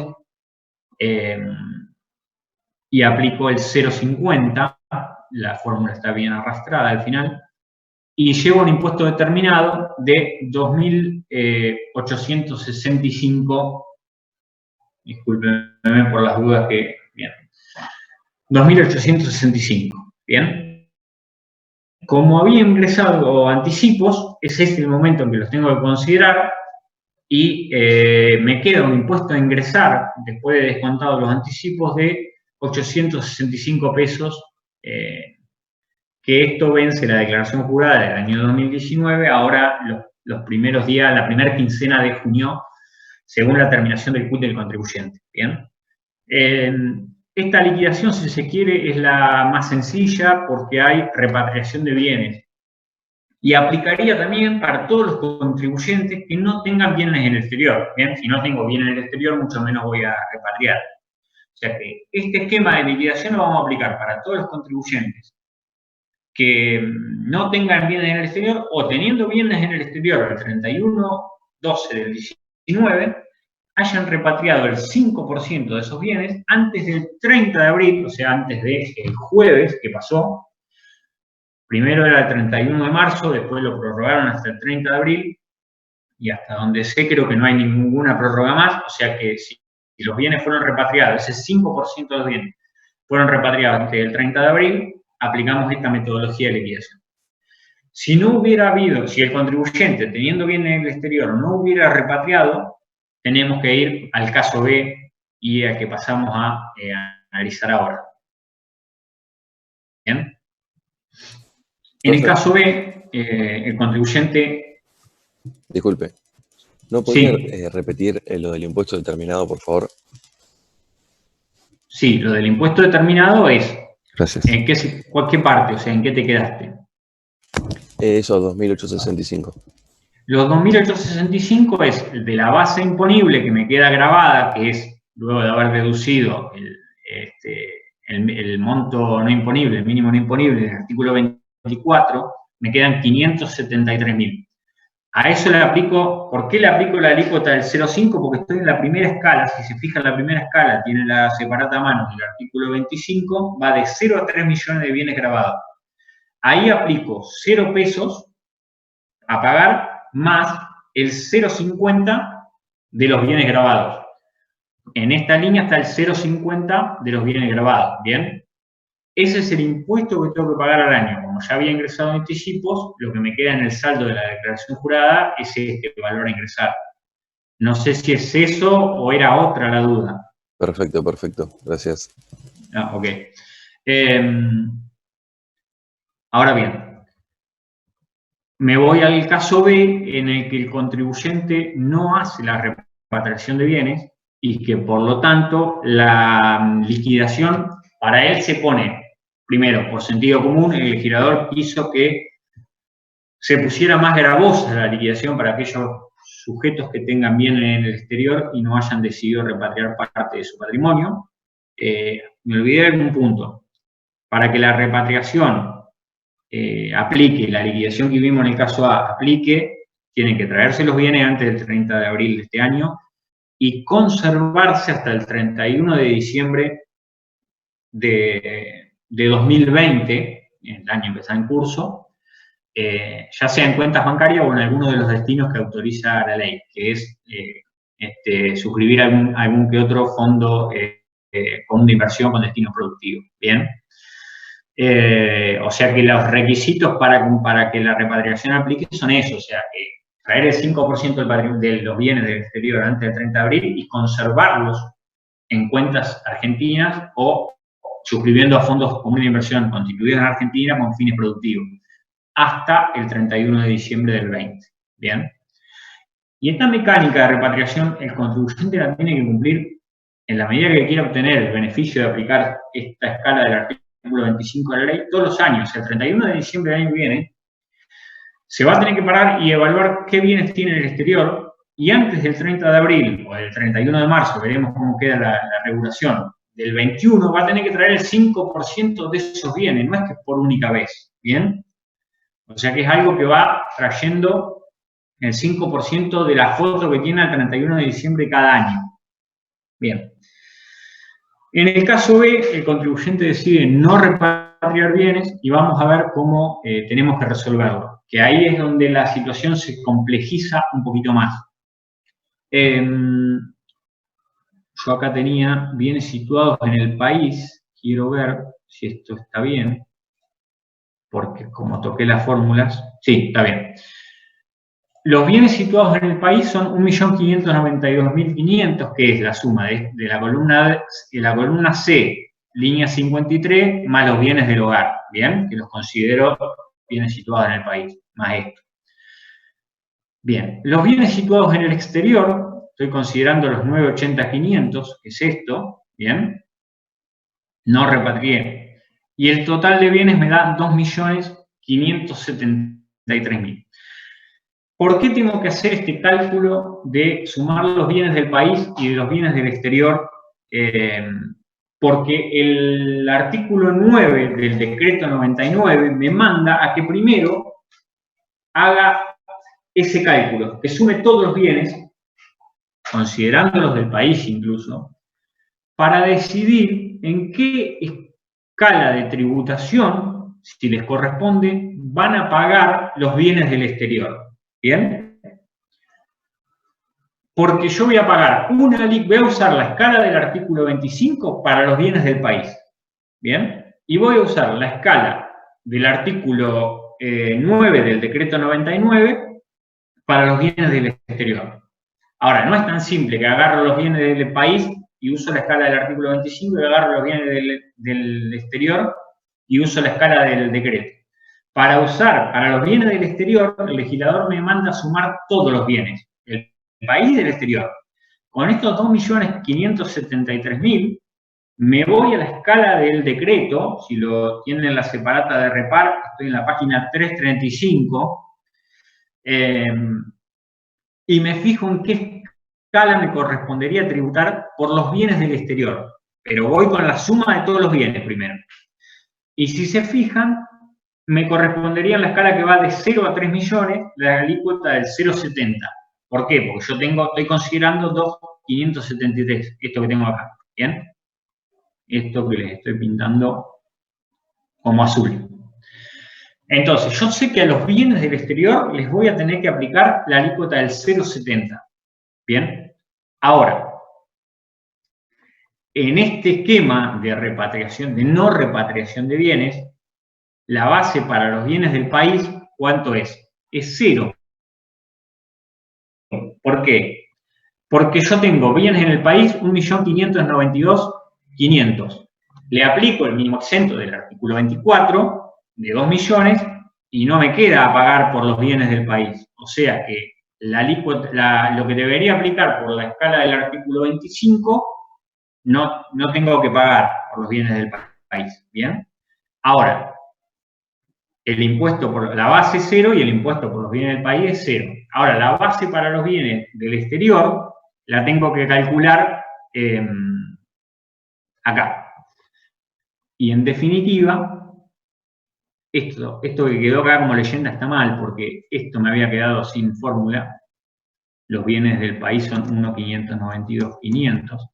Acá se aplica otra regla que surge de decir, bueno, el mínimo exento tengo que aplicarlo primero a los bienes del país. Lo consumí en 1.592.500, todavía me queda parte del mínimo exento, ¿no? La parte del mínimo exento que me queda es los 2 millones que me permite deducir menos el 1.592.500 que son los bienes del país. Eso todavía se lo puedo deducir a los bienes del exterior, pero primero lo tengo que consumir contra los bienes del país. Los bienes del exterior eran 980.500, menos la parte que no consumí de mínimo exento en los bienes del país, me quedan grabados 573.000 para bienes del exterior, ¿bien? Ahora, a estos 573.000, yo no tengo que ir a ninguna escala ahora, yo ya sé qué alícuota le tengo que aplicar porque primero hice esta verificación. Con el total de bienes me fui a la escala del decreto 99, el artículo 9, y dije, yo cuando vaya a aplicarle el impuesto a los bienes del exterior, le voy a aplicar el 0,70. ¿Bien? Entonces, a los 570, 0,70, por el cálculo que hice arriba. Y el impuesto determinado por los bienes del exterior es de 4.011. ¿Bien? Fíjense que la situación cambió respecto a la situación del caso A. En el caso A yo tributé 2.865 y en el caso B voy a tributar 4.011. Ahí está la mayor gravosidad que el legislador le quiso imponer a aquel que tenga bienes en el exterior y decida no repatriarlos. ¿Bien? Deducimos nuevamente los anticipos ingresados y el saldo de la declaración jurada es de 2.011 pesos.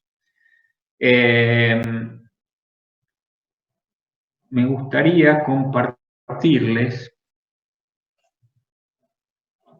un minutito, compartirles algo que yo tenía por acá, es esto.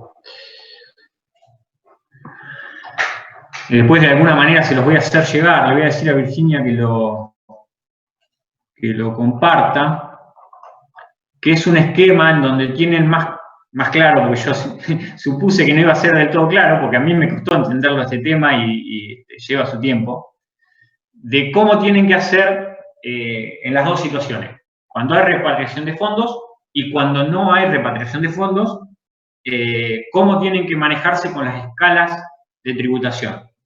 Entonces, tienen que minimizar esto, si puedo leer. Ahí está.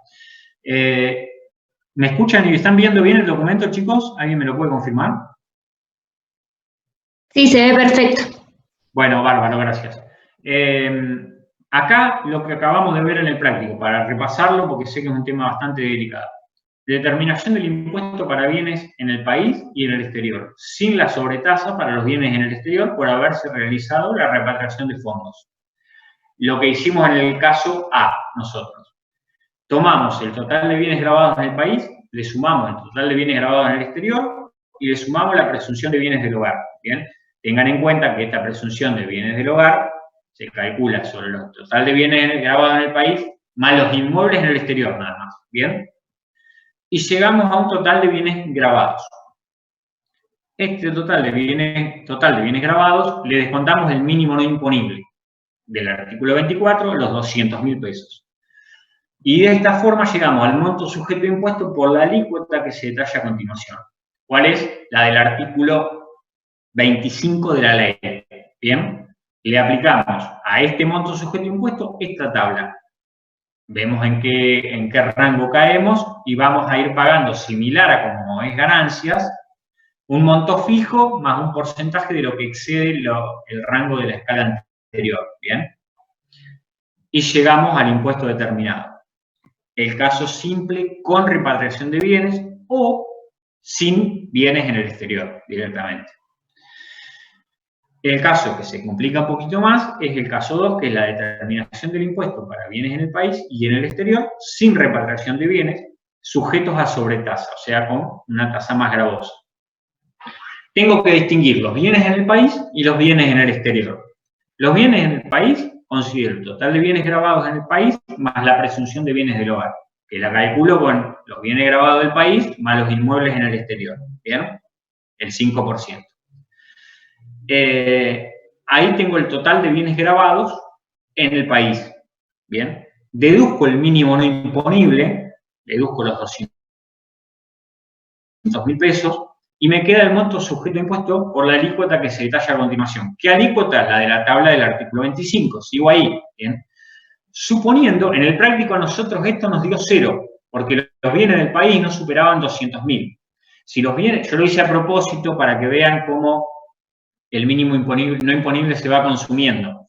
Pero si yo tuviera bienes en el país por 4 millones, deduzco los dos y entro a esta tabla con 2 millones, ¿bien?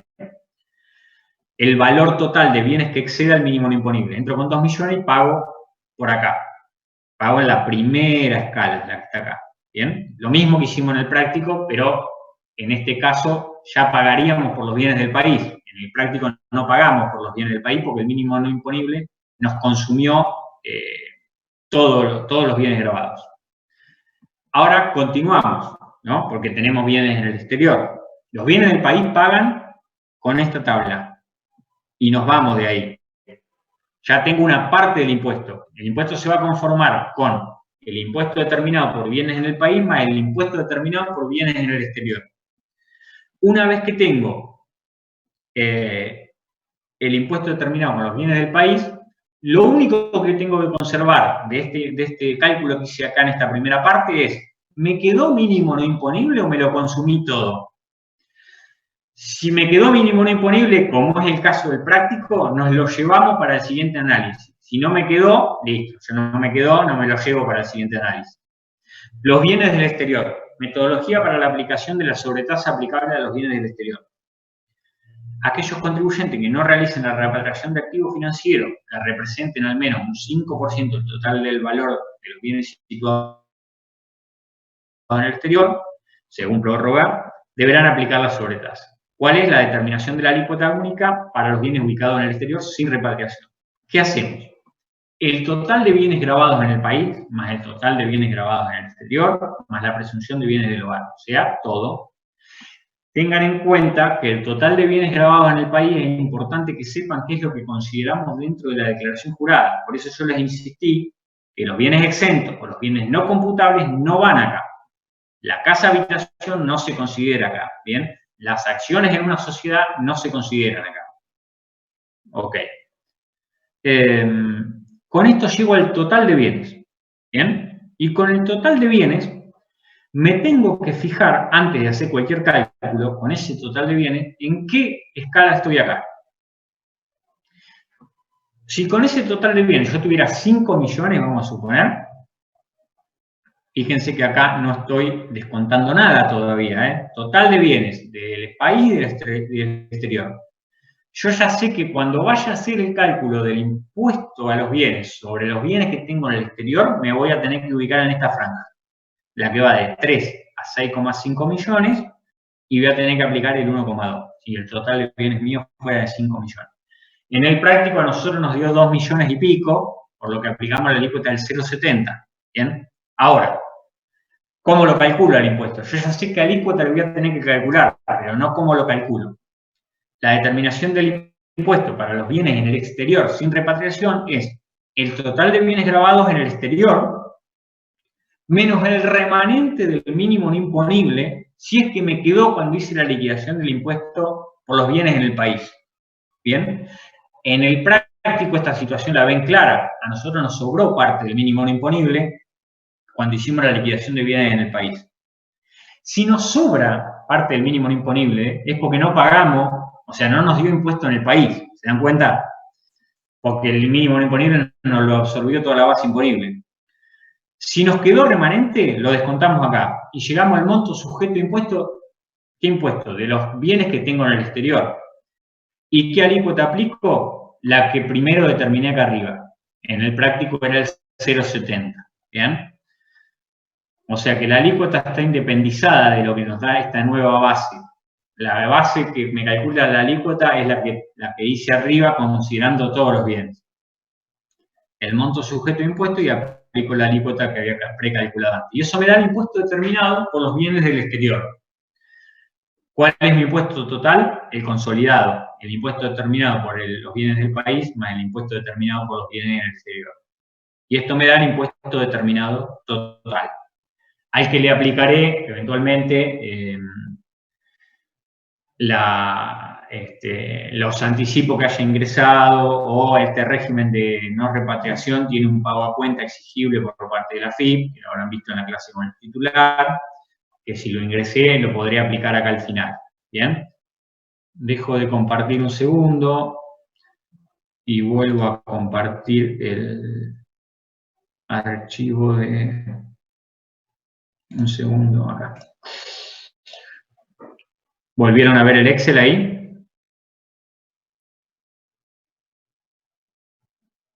Sí, profe.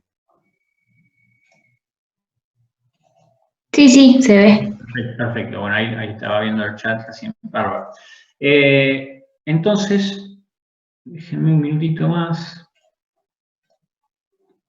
Dejé de compartir en un segundito.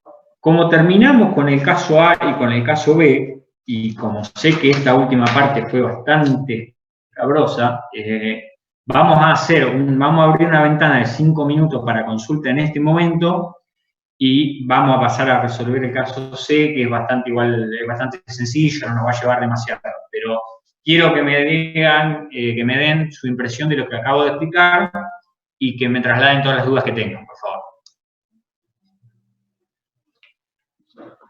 ¡Wow! O no estoy viendo el chat. Ahí apareció un chat. Muy claro, pone alguien, pero se entendió re bien. No lo creo, chicos. Necesito que alguien me diga que no, por favor. Porque a mí me costó muchísimo entender esto. Por favor, me deja 2 segundos en la pantalla anterior del Excel. Ahí vamos, ahí vamos.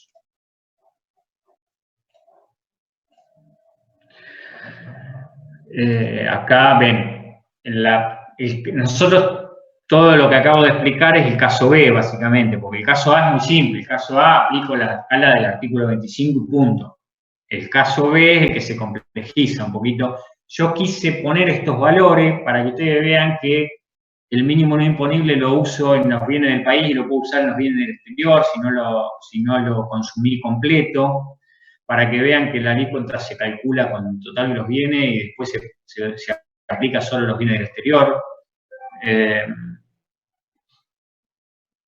Díganme, a ver, voy mirando un poquito el chat, un segundo.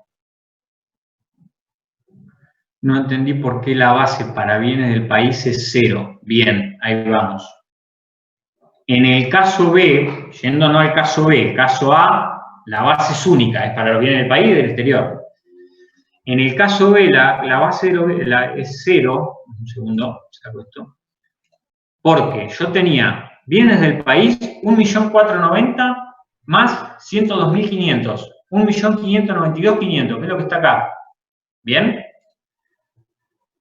Yo, como les expliqué en el esquema recién, tengo que ir con el mínimo no imponible de 2 millones de pesos, primero sobre los bienes del país. Voy sobre esos bienes y ¿qué sucede? Que me agota los bienes grabados por completo. 1.592.000 menos los 2 millones, me quedan 0 la base para los bienes del país. Y todavía me sigue quedando un mínimo no imponible para imputar a los bienes del exterior. ¿Bien? Por eso, como la base del país es 0, pago 0 de impuesto por los bienes que tengo en el país. Y solo voy a pagar impuesto por los bienes que tengo en el exterior. Vuelvo acá para ver el chat. Esa pregunta me la había hecho, no entendí por qué. Moto G6, no sé quién es, Moto G6 Play, pero no sé si fui claro con eso. Buenísimo, gracias. Bien, perfecto. Después preguntan, lo que mostró último, ¿puede subir? Sí, se lo paso a Virginia para intentar subirlo. Bien. Bueno, para pasar en limpio, si con el mínimo no imponible no se cubre la totalidad de bienes en la Argentina, y a su vez hay bienes en el exterior, se aplica una alícuota para los bienes en Argentina y otra para los bienes en el exterior, ¿no? Sí, es exactamente así. Si yo tuviera bienes en Argentina, como les comenté, por 4 millones, voy a absorber con los 2 millones, solo 2 millones de esos 4, voy a entrar con los 2 millones a la escala del artículo 25 y calculo el impuesto en el país. Para calcular el impuesto en el exterior, aparte.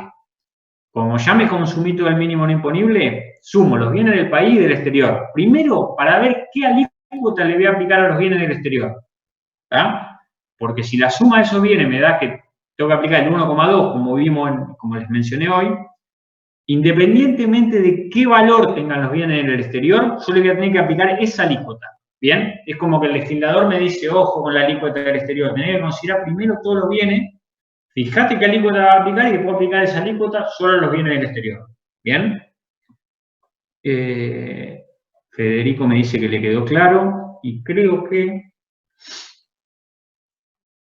Chicos, abran el micrófono, no tengan duda, no tengan miedo en abrir el micrófono y consultar. Es un tema bastante... Es más, todavía no es de aplicación para la profesión porque... va a ser ahora, en junio, cuando venza la declaración jurada, que vamos a tener que aplicar todo esto. Te hago una consulta para que quede más claro. En el mismo caso, poner que yo bienes en el país tengo 2.900.000. Sí. Entonces el total no llega a los 3 millones el total de los bienes del exterior y del país. No, ahora no tengo los números. Yo, la escala de los bienes del país, ¿la saco con solo los bienes del país o con el total?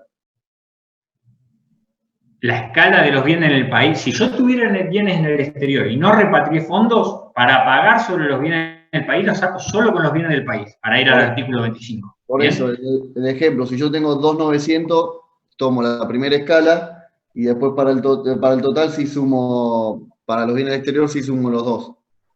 Sí. Vamos a ser claros porque por ahí confundimos a los compañeros. Si yo tengo 2.900.000 pesos de bienes en el país, le aplico los 2 millones de mínimo imponible, me quedan 900.000. Sí. ¿Bien? Con eso entro a la escala del artículo 25, que es la primera escala, y pago el 0,5% de 900.000 pesos por impuesto de bienes en el país, que no es el total del impuesto que tengo que pagar. ¿Está claro hasta ahí? Sí. Bien. Como ya me consumí el mínimo no imponible, para hacer el cálculo de los impuestos, del impuesto sobre bienes del exterior, voy a tener que hacer primero 2.900.000 pesos que tengo de bienes en el país, más los bienes que tenga en el exterior. Vamos a suponer 100.000 pesos. O vamos a suponer un poquito más, porque justo queda en la escala. 1 millón de pesos. Son total de bienes 3.900.000. Ahí no me voy a la escala del artículo 25, me voy a la escala del decreto. Y entro entre la escala que va de 3 millones a 6.500. ¿Bien? Y lo único que determino en ese momento es qué alícuota voy a aplicar a los bienes del exterior. Es 1,2. Pero para determinar esa alícuota, fíjense que consideré los bienes del país. ¿Se dan cuenta hasta ahí? Sí. Perfecto. Y para solo para los bienes en el país, primero le sacás la deducción para ver dónde se para o sin la deducción. ¿Sin los 2 millones? Saco la deducción primero para ver a qué escala voy. O sea, deduzco los 2 millones. Saco los dos y sigo estando en la primera. Sigo estando en la primera. Bien. Ahora, cuando voy a calcular el impuesto del exterior, considero solo los bienes del exterior, en el ejemplo que estamos dando ahora, 1 millón, y aplico el 1,2. ¿Bien? Sí.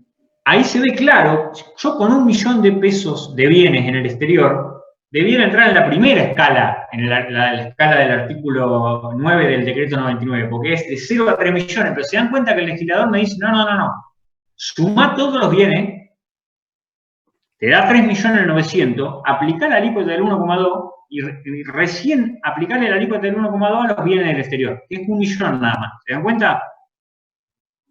Sí, me hace más gravosa. Los números. ¿Cómo? Por eso te quería hacer cambiar los números para ver bien cómo funcionaba todo. Perfecto. Claro, a ver, si quieren vamos a intentar, aunque no tengo la fórmula, vamos a... Denme un minuto. Entonces, profe, para la escala esa, lo único que hace es sumar los bienes del país para que sea más gravoso solamente. Y después Y aplico para la que sea escala, más gravosa, nada más, nada más. Para saber qué alícuota tengo que aplicar, nada más que para eso. Porque después lo aplico solo sobre los bienes del exterior. Vamos al ejemplo que vamos a desarrollar acá en el Excel.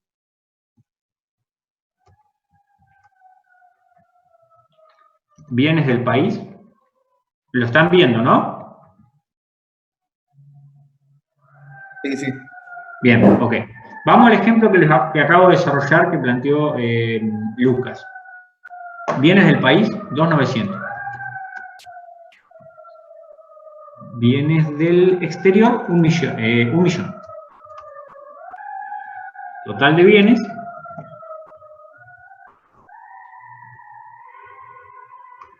Bien. El impuesto país, o sea, el impuesto país por bienes del país, el impuesto por bienes del país, ¿a qué es igual? A los 2.900.000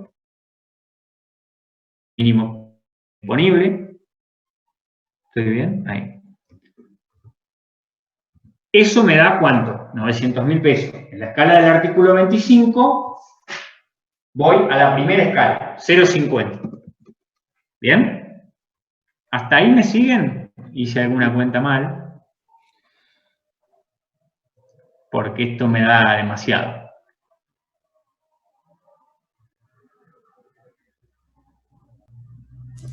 Le falta un 0, profe. Pero al porcentaje. Ah, ¿un 0 cuál? Al mínimo 0,005. Ahí le estás Claro, activando. no, con esa alícuota nos vamos al tacho, chicos. Bien, perfecto.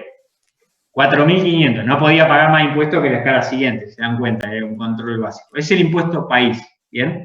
Ahora, cuando tengo que determinar el impuesto a los bienes personales del exterior, por los bienes que tengo en el exterior, tengo que primero, suma de bienes, total.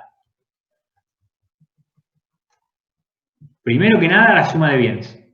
3.900.000. Esto me determina qué alícuota voy a aplicar. A esos 3.900.000 no. ¿Qué alícuota le voy a aplicar a los bienes del exterior? Esto lo busco en el decreto 99, artículo 9. Fíjense lo que dice el decreto. Valor total de los bienes del país y del exterior, dice la tablita, si la tienen en la vista. De 0 a 3 millones, de 3 millones a 6.900.000. ¿Qué alícuota voy a aplicar? El 1,2%. Una vez que sé qué alícuota voy a aplicar, voy y hago la liquidación. ¿Sobre qué la hago? Sobre los bienes del exterior. ¿Bien? ¿Cuáles son los bienes del exterior? 1.000.000. Me tengo que preguntar en este momento, che, ¿me quedó algo de mínimo no imponible no deducido de los bienes del país? ¿Ustedes qué me dicen? No. No me quedó nada porque ya me desconté los 2 millones. En el práctico, que les di la resolución del práctico, sí me había quedado una parte. Y por eso lo computé. Como no me quedó nada, a este 1.000.000 de pesos de bienes que tengo en el exterior, le voy a aplicar la alícuota. Si yo me confundiera y dijera, tengo 1.000.000, me voy a la escala del decreto y aplico de 0 a 3. Ahí viene el error. No tengo que aplicar de 0 a 3. La alícuota ya me la dio este cálculo que hice arriba. ¿Está bien? El silencio me preocupa. No, ahí quedó clarísimo. Aplico el 1,2. ¿Y cuál es el impuesto del exterior? El impuesto a los bienes personales por los bienes que tengo en el exterior. 12.000. ¿Cuál es el impuesto a los bienes personales de esta persona de 2019? ¿Cuánto es? 16.500. 16.500.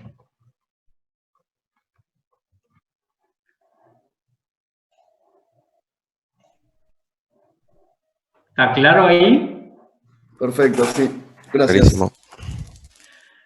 Bueno, resolvemos el caso C y los libero porque esto se fue un poco largo, no quiero que el video tampoco después va a ser imposible para subirlo.